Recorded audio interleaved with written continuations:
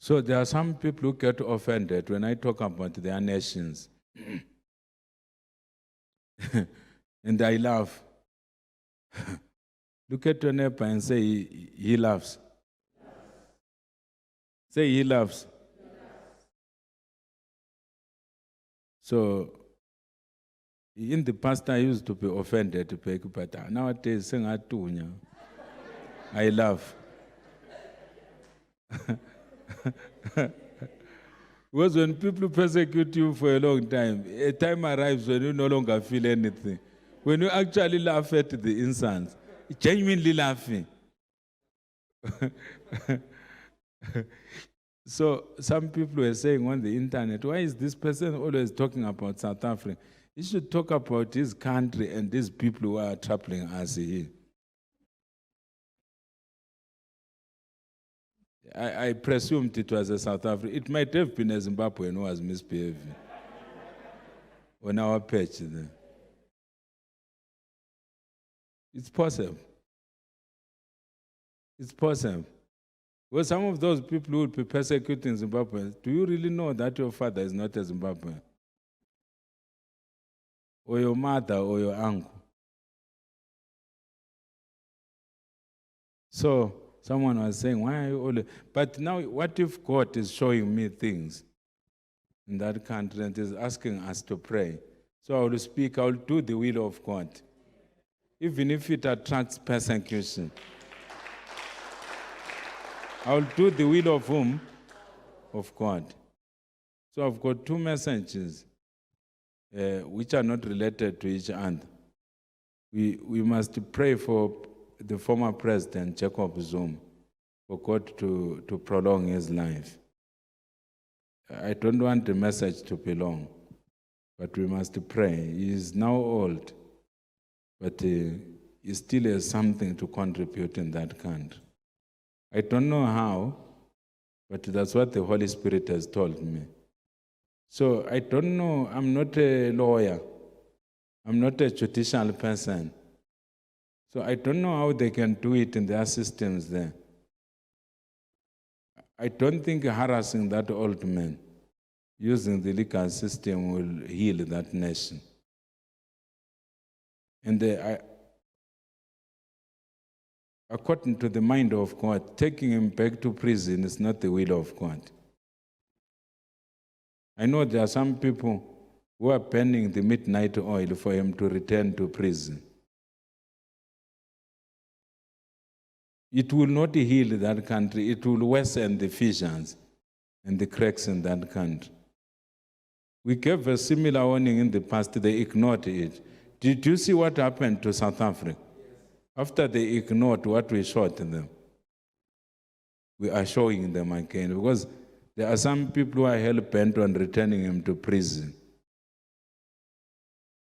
That man should spend the remainder of his life with his children and grandchildren, and spend the remainder of his life encouraging people to be peaceful, to build that country. If problems arise when he is in prison, or worse still, if he dies in prison, who will heal that country? The country will descend into chaos because the man is sick. That you see him on YouTube dancing, it doesn't mean that he is not sick. Do you want him to be always in a blanket like he's sick, he's really sick? They take videos of him in a blanket. I don't know him personally. I don't even know the relatives of President Jacob Zuma, the former President Jacob Zuma. But the Holy Spirit sent me to give a warning to whoever is controlling the legal system there. Because the legal system it's a human system after all. You know, when you are implementing this legal system thing, you have to look at the greater good. Let us assume there is a rat inside your house, a rat, a good one. Can you pay an entire mansion in order to kill a rat? You'd rather live with a rat and then you try to look for something to contain the rat. I'm not saying President Jacob Zuma is a rat. It's just a figure of speech to say, if you have got two potential problems, destroying a nation and exercising mercy over some of the things which might have been done wrongly in the past, in order to build and to preserve a nation, it's better to preserve a nation. Because if they torment that man, worse still if they return him to prison, and something happens when he's in prison, even if they release him, that country will descend into chaos. Worse chaos than what you saw, is it in July? Is it July last year?